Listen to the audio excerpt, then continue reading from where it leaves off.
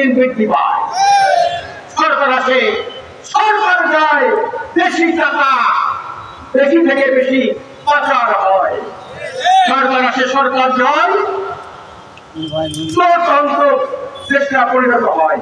আজকের পত্রিকা গেছে বাংলাদেশে একটা চোরতন্ত্রে পরিণত হয়েছে। আজকে সুইস ব্যাংকে সবচেয়ে বেশি টাকা জমা পড়ছে দুর্নীতিবাজের টাকা, 28 লক্ষ কোটি টাকা দুর্নীতিবাজরা থেকে পাচার করেছে। সরকার আসে, সরকার যায়, ভারতের দালালি দিন দিন বৃদ্ধি পায়। আজকের বাংলাদেশটা একটা ভারতের দালালে পরিণত হয়েছে। দালাল না, আমাদের মনোজ শাইখ রহমতুল্লাহ বলেছিলেন, আওয়ামী লীগকে আমি ভারতের দালাল মনে করি না, আওয়ামী লীগ হল ভারতেরই সরকার। এই ভারতের সরকার আজকে নির্মম ভাবে, নির্লজ্জ ভাবে আজকে দেশে পতন হয়েছে, পতন হয়েছে এবং আওয়ামী লীগের কার্যক্রম নিষিদ্ধ হয়েছে। আমরা পরিষ্কার করতে চাই যে আন্দোলনের মাধ্যমে, গণ উত্থানের মাধ্যমে আওয়ামী লীগের পতন হয়েছে, আবার আরেকটা উত্থানের মাধ্যমে আওয়ামী লীগের কার্যক্রম নিষিদ্ধ হয়েছে। আমরা চাই এই জাতিবাদ, ভারতের দালাল দুর্নীতিবাদ সন্ত্রাসীদের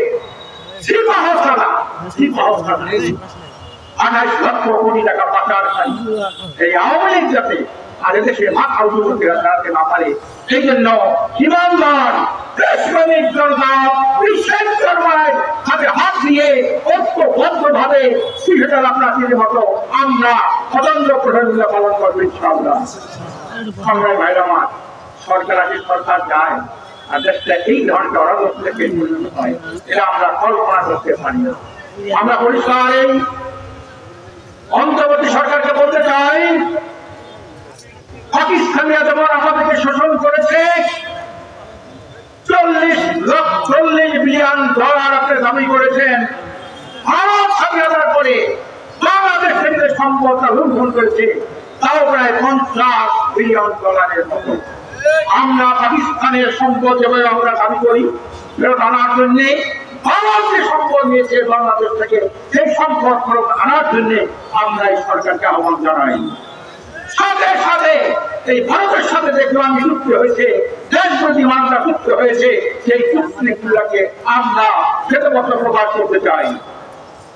সংগ্রামী ভাইরা আমার, আজকে দেশের এই দৈর্ঘ্য কেন, আজকে অবস্থা কেন?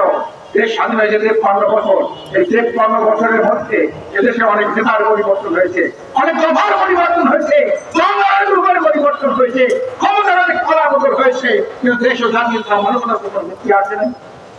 একটা কথা বলে নাই, দেশীয় আন্তর্জাতিক গরিব বাংলাদেশের পরে যারা ক্ষমতায় ছিল তাদের মন্ত্রী, এমপি, নেতা, কর্মীরা 95% শতকরা 95% দুর্নীতিতে আবদ্ধ নিবন্ধিত।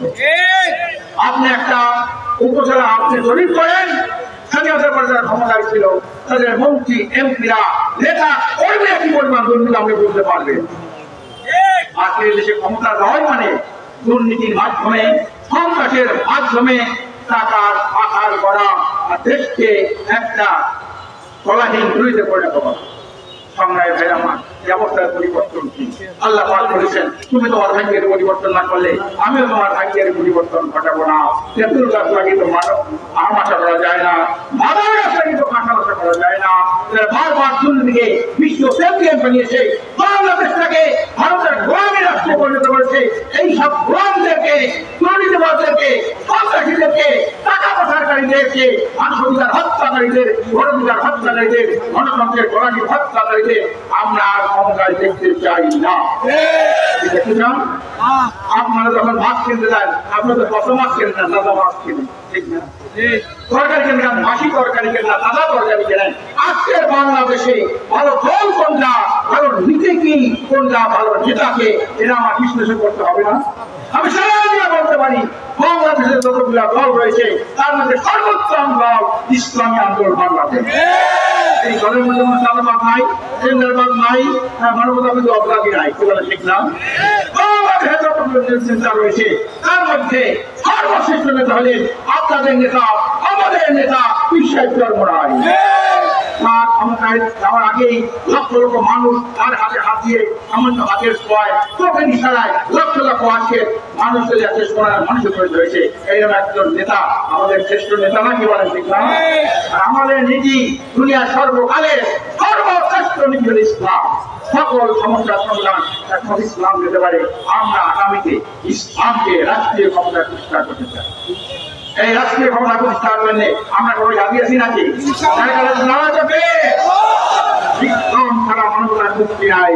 ইসলাম ছাড়া দুর্নীতি, দুর্নীতিবাদ, সন্ত্রাসবাদ মুক্ত বাংলাদেশ নাই। ইসলাম ছাড়া আধিপত্যবাদ, আমেরিকার সাম্রাজ্যবাদ থেকে মুক্ত হওয়ার কোন উপায় নাই।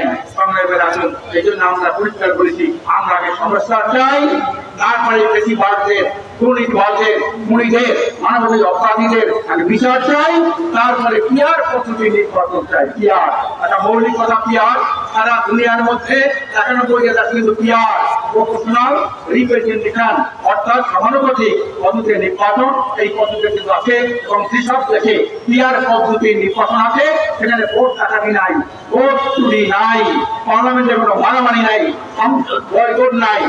এই ধরনের একটা পদ্ধতি আমরা চাই কিনা বলেন?